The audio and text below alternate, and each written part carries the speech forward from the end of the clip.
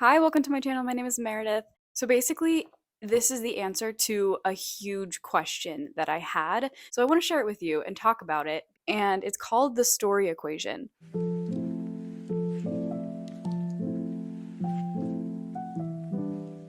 So this book is character focused, telling you how to write a story from the perspective of creating a deep character. And then the second thing that it does is tell you the internal character journey. Now that's the key here, is the internal character journey throughout the whole plot. What's going on internally during the fun and games or the midpoint or the bad guys close in. And I finally just found the resource that's going to tell you what needs to happen internally at every step of the journey.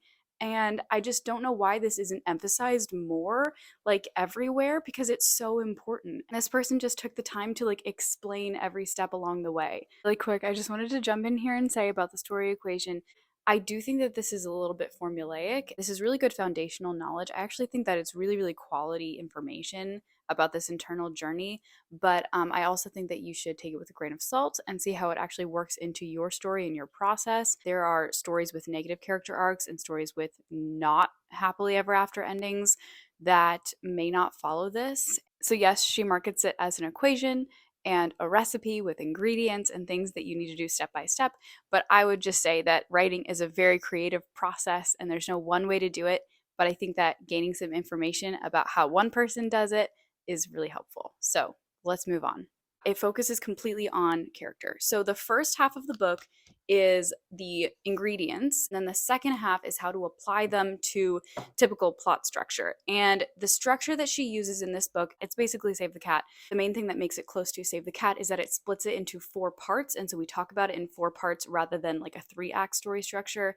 And those 4 parts are Act 1, which is like setup and inciting incident, and then debate. And then there's Act 2A, which is fun and games. There's a midpoint, Act 2B, which is the bad guys close in. And then there's Act 3, which is the finale and the ending. Because it's so similar to Save the Cat externally, this mapped perfectly onto what I already am comfortable with and knew, which is another reason why it was so great. It was like, I don't have to change the way that I'm thinking about the rest of the parts. I just have to incorporate this. Okay, let's talk about the first half, which is the creating the character ingredients. So there's a lot of terms to know, and they all come back to this moment, which is the backstory moment, some dark moment in their past where something bad happened that changed them for the worst. And the more specific and personal this is, and the more detailed this is, the better you will know your character. So she says to write this whole thing out as a scene, like prose, like detail, characters. Make this alive to you, and drilling down into that will help you get these details right that are actually going to bring your character to life. The biggest thing it creates is the lie and the fear. So the lie is something untrue. It's also called a misbelief, and the character believes this going forward. Whatever it is not true. It's something that they need to unravel and realize isn't true by the end of your story. And then it also creates this greatest fear. And so it's something that probably happened in this backstory moment that they want to avoid happening ever again. And you're going to bring that fear back when you have the all is lost moment at the end of your story. And so these are really important, the lie and the greatest fear. And then from the lie comes the flaw. So it's the outward behavior that stems from this untruth. You know, whatever that lie is, they have a bad trait that is from that to cope with that. They have to get over the lie as the root and then the flaw as the behavior that comes from it.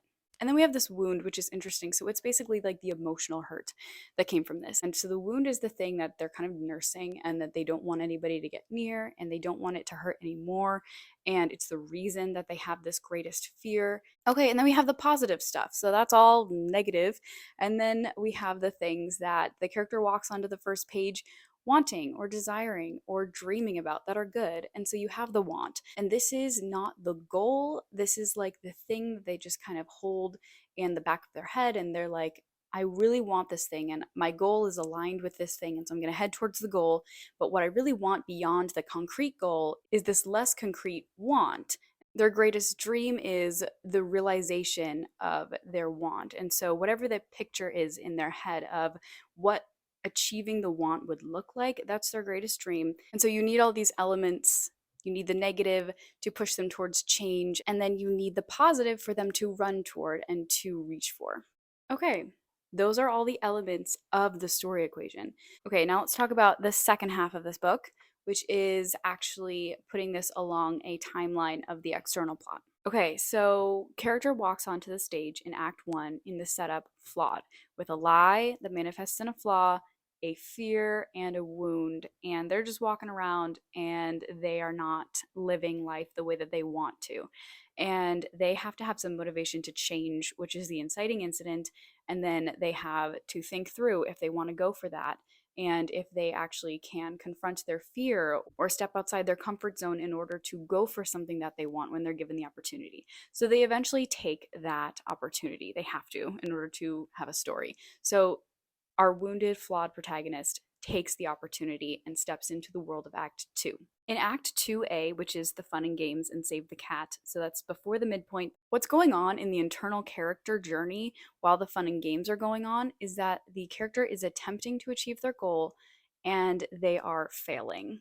And they fail at least twice, maybe three times, and their approaches are flawed. And so that's why they're failing, is because they're doing it the wrong way. They're acting on this lie that they believe. And so whatever's happening in your fun and games needs to be tailored to this internal battle. And that, I think, is really the value in this section of 2A, is we need to tailor these external stakes to this attempt at our good goal. Like, it's not a bad goal, it's a good goal, but we're doing it the wrong way. And so, of course, it's failing. To actually help the character continue on the journey and not give up, you need to give them a taste of victory. So, just a glimpse at what would actually happen if you reach that goal, something really good would happen. Or maybe it's actually closer than you think, but you still can't get to it. So, just something to help them not give up. Okay, at the midpoint, we know that there's in the external plot supposed to be some type of twist.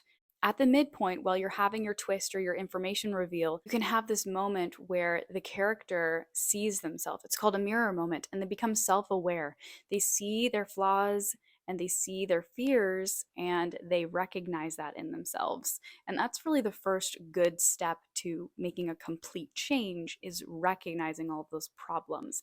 But more than that, they also see very clearly what they're fighting for. So they see their dream or their desire, and they recognize that that's something worth fighting for. And so this mirror moment equips them with the self awareness to jump into Act 2B, which is the bad guys close in section and save the cat, where basically things get really, really hard and they are encountering tons of challenges. So we need to motivate them to go for their goal even when it gets hard. And that's what the mirror moment is for. So if you've ever wondered what the heck is supposed to happen internally when they're at the midpoint twist, it's the mirror moment. So think about that. Okay, Act 2B is called the fight. So this is when you throw everything that you have at your character, and they are given challenge after challenge, and each one gets worse. And to illustrate this, she calls each of these challenges that she puts in her books these different names: disappointment, disaster, destruction, devastation. Devastation is when we get to the all is lost. Basically, for each of these, you ask, what can your hero learn to make them a little bit better of a person with each disappointment? So they're not becoming a worse and worse person. They are learning the lesson little by little throughout these challenges. So then you get to the all is lost moment. Okay, so they've started their change journey and they've been hit with challenge after challenge. They're breaking down throughout this fight portion, but they have what they need to keep going until this moment, the all is lost. She calls it the black moment event. Couple tips for this moment are to make it as personal as possible. So this isn't just something bad happens. This is the worst possible thing this person could imagine happens. The fear happens to them. So whatever they most fear that happened to them in the past, that rears its head again in some way, and they are defeated by it. And then there's also this idea of the lie that they believe seems completely true. So if they believe that they can't trust anybody, throughout this book, they've been trying to trust people and they've been growing in that. And then at this moment, they believe, you know what? No, I can't trust anybody. And all of this comes crashing down on them and they are devastated. And she's very strong language about this, about just like basically bring the character to their knees, destroy and attack their value system, like break them down as a person so that then they can start to really build back up the right way. And so this is the moment where you destroy who they are. It's like dramatic, it's serious. Like we're really talking about a person being one way and having an event and an experience that changes them forever. And that's what makes a story so meaningful. So that is the Black Moment event. She doesn't touch on the debate, like the dark night of the soul that comes after this, but let's just assume that's there. So then they have a while to think about all the lessons that they've learned, and eventually they come to a moment which could be called the aha moment or the epiphany. And this is the moment that they decide to change. They make a decision and they choose a different path. So this is pretty simple as an idea, but she has a couple tips for ways that you can bring about an epiphany. And I never really thought about this before. I was just kind of like, okay, they see the light and they make a change. But this actually sparks really interesting ideas for my character. So I'm going to tell you about all the ways that she says that you can create an epiphany moment. So number one is gradual. So it's that they've had this epiphany in little tiny bursts over and over throughout the story. And at the epiphany moment, they realize for the first time that they are actually a different person than they were. So they're not necessarily making a new decision, but they are just coming to terms with the fact that they've already made that decision in little bits and now they're a new person. There's also just what I said, which is just the light bulb moment of, oh, hey, this is the truth. I've been kind of seeing glimpses of the truth all along, and now I see it so clearly that I can't ignore it and I choose a different path. And then this one is the one that I think I'm going to steal from my book, which is the wake up call. I think this works really well when you have a villain figure and the hero can compare themselves to the villain and be like, oh, that person's really flawed, but I actually see myself in them. And so I need to change. I need to seriously reconsider my life. So that reflection in the villain can be a catalyst for real change that the character has been kind of grappling with through the whole book. So those are three different ways of doing an epiphany moment, and I think they're all pretty cool. For the finale, she lists 5 different steps, and it's interesting because these map on to Save the Cat finale beats, but it's not quite the same. And so let me just go through it really quick of the internal journey that should be happening at the finale. And I think that you can kind of use this with the Save the Cat finale beats. Okay, number one, they have a proactive goal and they're going to head towards it and they have a plan. So that's basically execute the plan and save the cat. And then they have the lie moment where basically they come face to face with the lie again and they kind of have a decision of like, am I going to defeat this or not? Then they have this moment of thinking, possibly my goal is going to be lost. Like, I'm not going to be able to do this. They have this moment of near defeat. And then they get a glimpse of the truth and they realize, no, you know what? We can do this, and here's how we're going to do this. And I think this is close to the dig deep moment in Save the Cat, where they have to rely on the truth that they learned in order to accomplish the victory. And then we have victory. So throughout this finale, you need to give the character a choice that proves that they've learned the truth or the lesson that they were supposed to learn by the end of the story. And this is so great because they make a decision that they couldn't make at the beginning of the story when maybe they were given a similar choice. And so back then they were so flawed that all they could do was act on that flaw unconsciously and choose the wrong thing.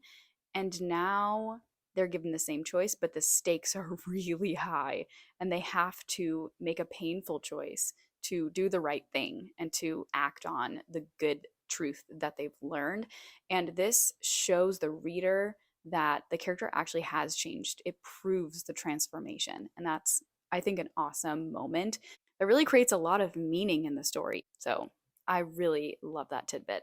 The last thing is that in the happily ever after, what she's getting at here is you give the character 2 things. Number one, you heal the wound that they had at the beginning. So the emotional sore spot that they've been holding since that backstory moment, they heal that. And they're not as afraid of that getting hurt again because they've gone through this transformation. So you heal the wound. And then number 2, you give them a glimpse or a piece of their greatest dream. This you can take from their happiest moment, and you can sprinkle in an element of something that made them happy beyond belief before, and now the world has changed. They have changed. The story of their life has changed drastically, but you give them a piece of their greatest dream. And you can use your imagination and surprise the reader, give them something that's unexpectedly really exactly what they were looking for. Even if you have a bittersweet ending, you can still do this.